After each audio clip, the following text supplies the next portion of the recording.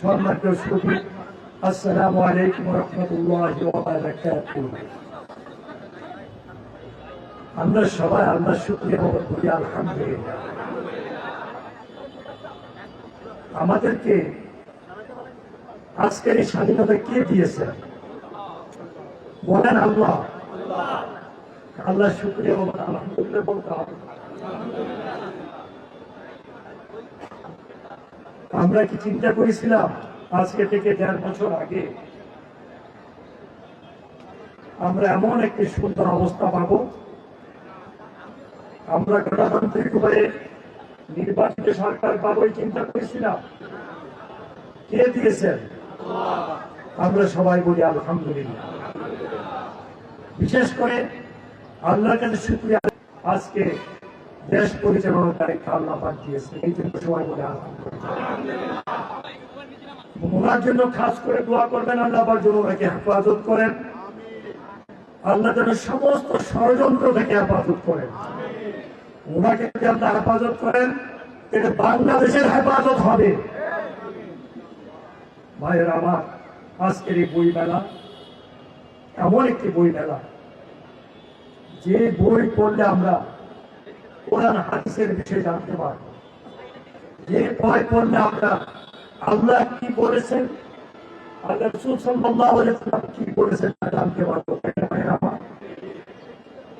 বই প্রকাশক, বইয়ে যারা স্টল দিয়েছেন, বইয়ের যারা বিক্রেতা, ক্রেতা, সবার কাছে আমি কৃতজ্ঞ আজকে এই ব্যবস্থাপনার জন্য। আল্লাহর হুকুম পালন ছাড়া আমাদের কোনো উপায় নেই। আল্লাহর হুকুম পালন ছাড়া পৃথিবীতে শান্তি আসতে পারে না এবং আসা সম্ভব নয়। আজকে ইসলামিক ফাউন্ডেশন যে ভূমিকা রাখছে বাংলাদেশে, আমরা অভিজ্ঞত। ইসলামিক ফাউন্ডেশনের ভূমিকার কারণে যে সমস্ত বইগুলি ইসলামিক ফাউন্ডেশন থেকে প্রকাশ হচ্ছে, সেই বইগুলি পড়ে আমরা ইসলাম সম্পর্কে অনেক কিছু জানতে পারি, তাই না ভাইয়েরা আমার? আর বিশেষ করে ধর্ম মন্ত্রণালয় যে দায়িত্ব পালন করছে, সেই দায়িত্বের মাধ্যমে ইসলামিক ফাউন্ডেশন সুন্দরভাবে চলছে, তাই না ভাইয়েরা আমার? তবে অতীতে যারা উশৃঙ্খলতা করেছে, অন্যায় করেছে, অপরাধ করেছে, জুলুম করেছে, অবিচার করেছে, তাদের সম্পর্কে ব্যবস্থা অবশ্যই নিতে হবে। এখনো যারা আছে, আস্তে আস্তে ব্যবস্থা করতে হবে। অত্যাচারী, অবিচারকারী, জুলুমকারী, নির্যাতনকারীকে কোনো কোথায় স্থান দেওয়া হবে না। যারা ইসলামের নাম দিয়ে ধর্মে ব্যবসা করতে চায়, তাদেরকেও জায়গা দেওয়া হবে না। আপনাদের কাছে আমি অনুরোধ রাখতে চাই, আপনারা এবং আমি সহ আমরা যেন আল্লাহর হুকুম করে দিয়েছি, আমরা কোরআনকে বুঝতে হবে। কোরআনকে আল্লাহ পাক কোরআনে কি বলেছেন তা জানতে হবে। না জানলে আমরা কিভাবে আল্লাহর হুকুম মানব? ভাইয়ের আমার, সময় অল্প, আমার আরো অনেক প্রোগ্রাম আছে, আমার অনেক কিছু বলার ছিল। আমি আপনাদেরকে ধন্যবাদ দেওয়ার মতো ভাষা আমার নাই। বিশেষ করে আমার সাংবাদিক ভাইয়েরা এই রোজার মাসে এই কষ্ট করে রোজা থেকে এখানে উপস্থিত হয়েছেন,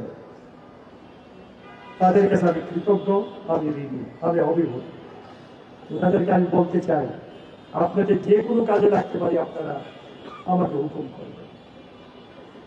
ন্যায় নীতির মাধ্যমে, নীতিমালার মাধ্যমে যতটুকু পারি আপনাদের জন্য করবো, আমার বাংলাদেশের ভাইদের জন্য করবো ইনশাআল্লাহ।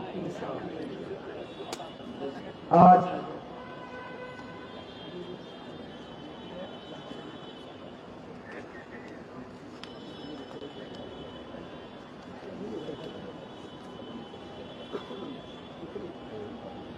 আমি আশা করি এই বছর ইসলামী বইমেলা অত্যন্ত সার্থক ও সাফল্যমণ্ডিত হবে। বই পাঠক, বই বিক্রেতা ও প্রকাশকদের পরিচালনায় বই মেলা প্রাঙ্গণ মুখরিত হবে। আমি মেলা সাফল্য কামনা করে আমার বক্তব্য শেষ করছি। ইসলামী বইমেলা 2026-এর শুভ উদ্বোধনী ঘোষণা করছি।